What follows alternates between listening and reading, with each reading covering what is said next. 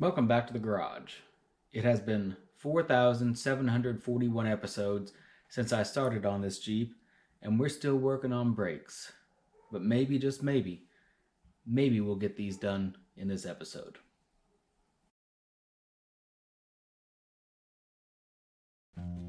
Still working on making new brake lines here and there. I've got this one here that goes from the front soft line to the master cylinder that I've remade. I'm gonna try to put that one on the Jeep today. Do a little bit of massaging to make it fit. Get that done. Now guys, you're gonna have to pardon all that noise. I don't know if that construction noise is coming up on camera, but looks like some guy down the road's having their driveway replaced, so great. Now you'll often hear me not speak very highly of some of the Chinese made tools out there, but this Win drill press, I got no complaints. It has handled everything I've thrown at it, and we're about to see if that's going to hold true today, because I don't think it was meant to do brake stuff. That being said, I do have the proper brake wedge removal tool. I've got my drill press set up for pretty low speed for cutting steel, given that it's some pretty thick steel on these hubs. The lowest it'll go is about 740 RPMs. That's probably about where I want it. I am not an expert. I'm going to just say that right now. I've done a lot of reading. I've watched a bunch of videos. There's some good ones out there. There's some less clear ones out there.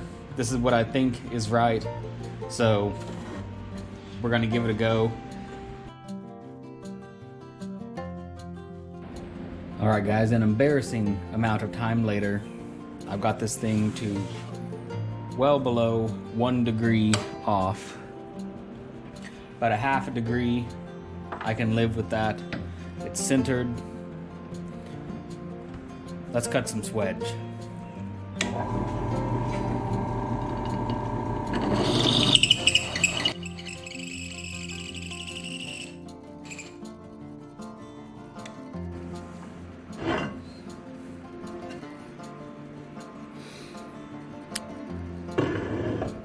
Now we've got the drill press platform extenderator 1500s. I already checked the angle here, zeroed versus the top of this, and it's within 0.1 degree. That's a lot closer.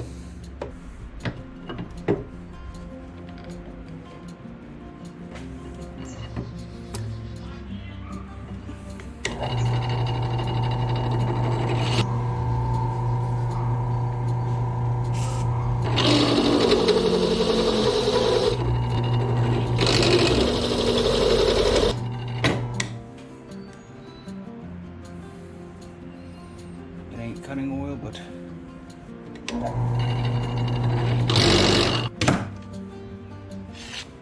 so I'm gonna go cut 18 more of these so you guys don't have to suffer through that, and I'll be back when that's done. Alright, so takeaways after the first 5 of these. 1, if you've got a local brake shop that'll do these for you, go there. This is a pain. But 2, you might be able to accomplish this with a hole saw. Just be aware that you're probably going to lose that hole saw when you're done with it. You might have to take 2 or 3 of them. I've got these de-swedged. I don't quite know how you tell when it's done, but when you dig into this, you do see a ring in there. And I just kept cutting until that ring disappeared. Or mostly disappeared. I think with what's left, it's thin enough that when I get a press on here and try to take these out, they'll just pop right out. Good news, everyone. Turns out Harbor Freight has a sale going on right now. I can get that shop press I want for like 35% off. 1 hour later. Bad news, everyone. Turns out the sale's been going on for a little bit, and they're sold out. And so began more than a month of waiting. I really just wanted to get a standard cheap Harbor Freight H-frame press. But every store within 100 miles, more than 100 miles, had none of them in stock. No 6-ton, no 12-ton, no 20-ton. Local Craigslist was a desert. Facebook Marketplace, there weren't any close. Home Depot, Lowe's, they don't carry them. I checked a few other places online. Ran out of ideas, finally just rolled the dice on one of the mixed review ones on Amazon, and it finally arrived. But that took an extra week, I think. Meanwhile, I still want to work on the Jeep, and there's many other things to do. So, I did finally get around to working on the parking brake. Things did not really fit when I put everything back together, so I got in here, took it all apart again, switched back to the original adjuster that was on there versus the one I got in the rebuild kit. Put everything back together, and it did finally fit. Pro tip, turns out that those pads are not supposed to be centered, just like the pads aren't centered on the four corners. They're a little bit offset, so once I figured that out, it went together effortlessly.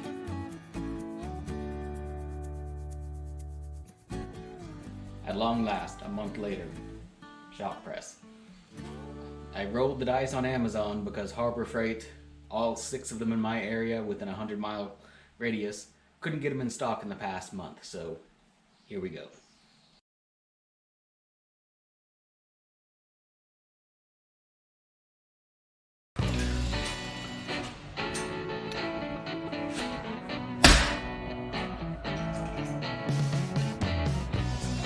One.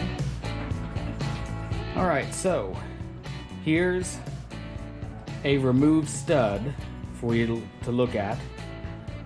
I did have that one cut nearly deep enough. That was one of the deeper ones I'd cut. Kind of mentioned that chunk's missing out of it though. Wonder where that went. Old versus new, you can see how much I had to cut.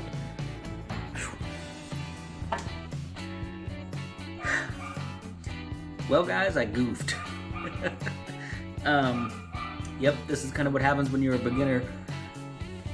So, on this first one, my socket moved on me and I didn't realize it. So I did what you do when you press down on this stud, and it visibly warped the drum. I was already replacing it fortunately, but this is your cautionary tale.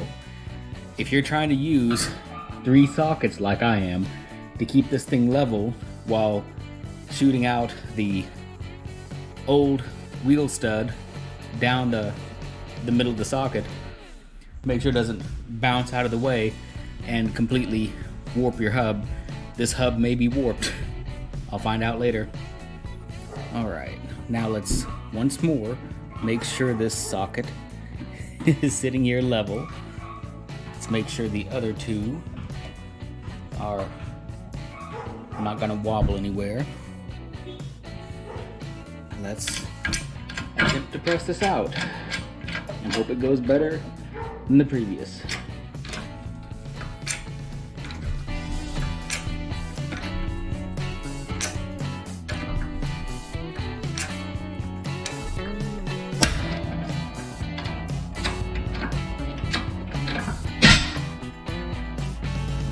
Oh, and that's what one video said might happen. The whole thing might jump, but that one is out.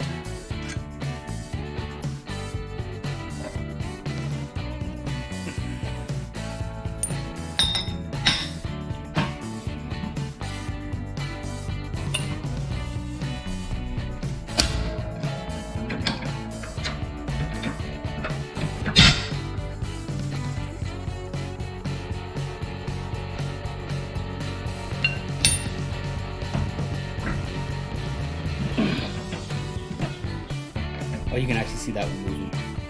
It didn't pop.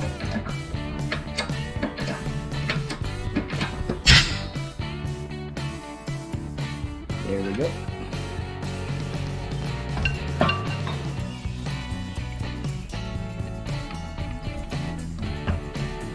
Two, 3, and 4.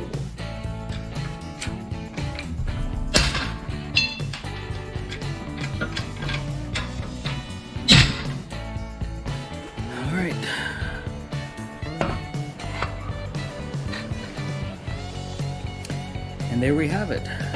One hub and one drum separated after who knows how long.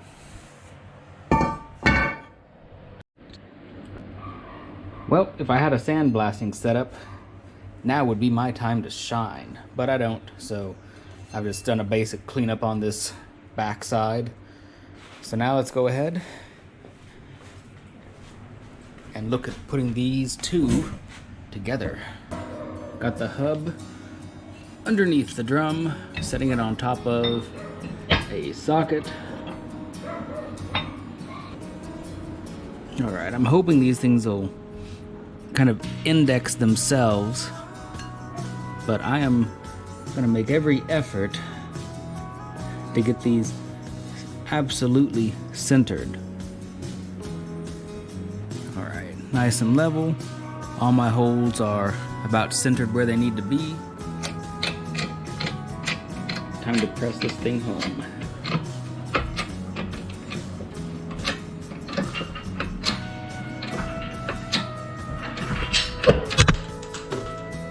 Maybe I shouldn't be putting all these on top.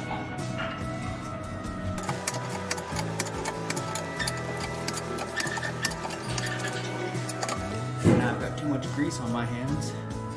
Loosen it.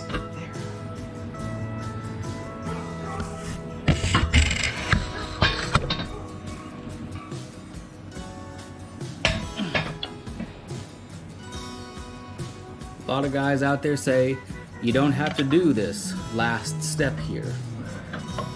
You don't actually have to recreate that swedge.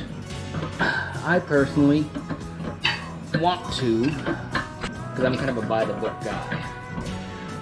And if this comes to bite me in the rear end a few years from now when I break a wheel stud or two and I've got to drill out the swedges and do this all over, at least I have the tool.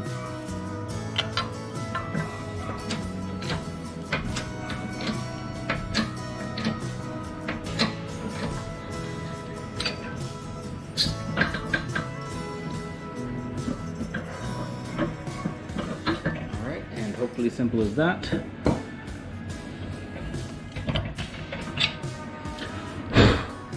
The material is swedged in. In fact, the wheel stud is slightly pressed out.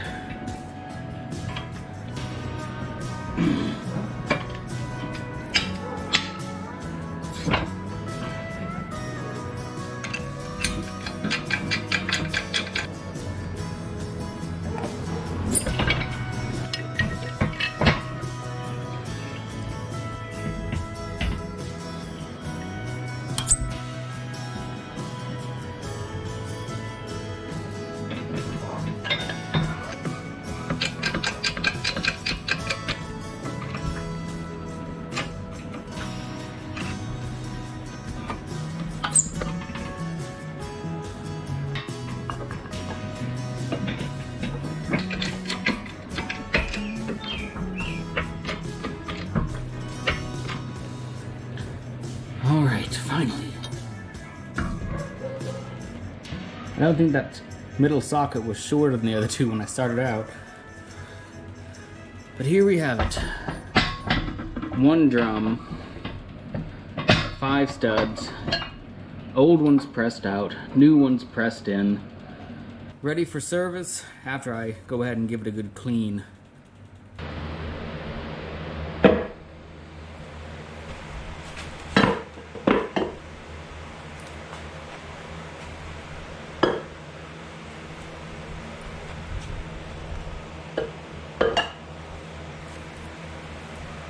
Well, I goofed again. Fortunately, this is why you get spare wheel studs. I was working on this guy, wasn't really paying too much attention, and I grabbed the wrong socket. I've been using these 3 because they're all about the same height. I meant to grab this one, I instead grabbed this one. As you can see, maybe you can see, it's got kind of a shoulder down there, kind of shallow, versus this one, which is really deep down there. This is the one that I wanted to use, so if it moved, I wouldn't end up jacking up the threads. Well, guess what happened? as I was pressing it down, it moved, and it chomped right down on my brand new threads. So, learn from my mistakes. This is why, if you're doing all 20 wheel studs, you might as well grab a couple of spares, just in case. They're cheap, like $2 a piece, you know. I'm going to have to. Yeah, here's the worst one. Yeah, it mashed those threads down, and they're they're beyond salvaging. I tried. This one, not much better. That one, and I should have been looking at every single one as I did them. But basically, these were facing inside from where I was standing on the press, and I didn't see them. So, mistake. It happened. It's okay. I got more studs on the way. I'll press the 3 damaged ones out and put in some new ones again, and this one will be good to go. So I was working on getting this oil seal off so I could get a look at these bearings. And I was using the old lever and fulcrum method because someone had hammered it way too far down, and it went flying. And I have looked all over this place, and I could not find where that sucker went. But it sure, left some grease everywhere. Some grease just went flying, But found it.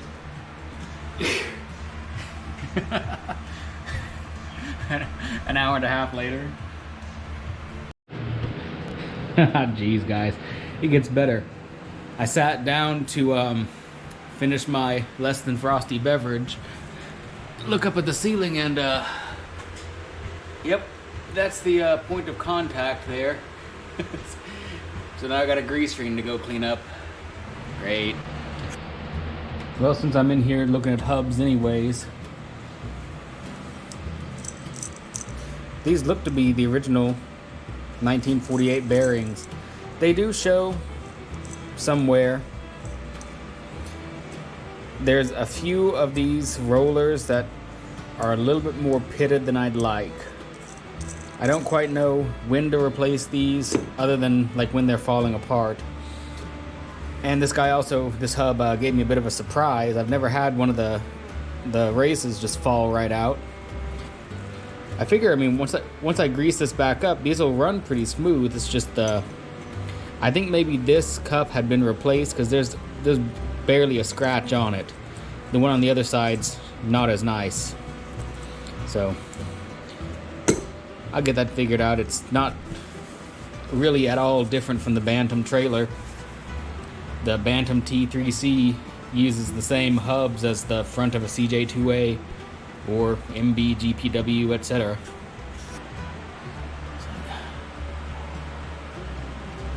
Well, I'm sure that somewhere in here there's an off to the races joke, but kind of falling flat right now on humor. So when it comes to wheel bearings, my knowledge is limited. Basically, I've only seen the 2 we pulled off of the Bantam trailer over there. And I think there was an episode of Roadkill where David Freiberger was working on one of his old Jeeps, and some of the rollers were coming off his, so they had to replace theirs. But, as far as I can tell, some of these bearings seem to be in absolutely excellent condition. They roll fine. There's a few little marks on them, but otherwise they're just fine. And that one's got a bit of rust on it there, but it doesn't affect. Okay, that guy's going real fast. But doesn't affect how well it rolls. So I think these bearings are good to go for another round, And that cup there looks to be somewhat new anyways. This one I think is the worst worn one. It definitely has some surface rust, but all all of the wheels here, they spin just fine. There's like that one right there, I guess, has a bit of pitting on it, but it doesn't feel too terribly rough. So I'm not sure if I want to replace these or not. They seem okay for 70-year-old bearings. I'll figure that one out soon. And after all of this, drums are ready to go, ready to install.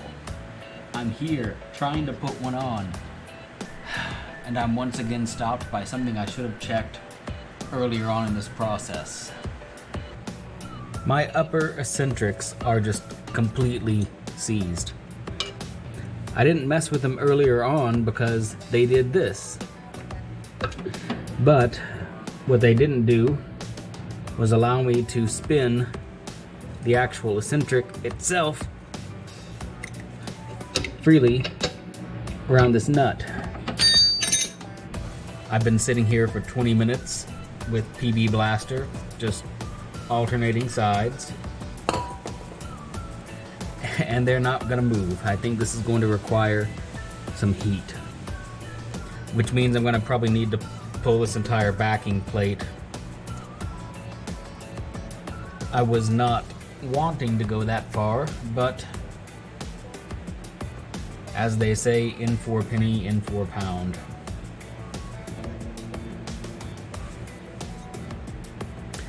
I had hoped to end this one on a triumphant note.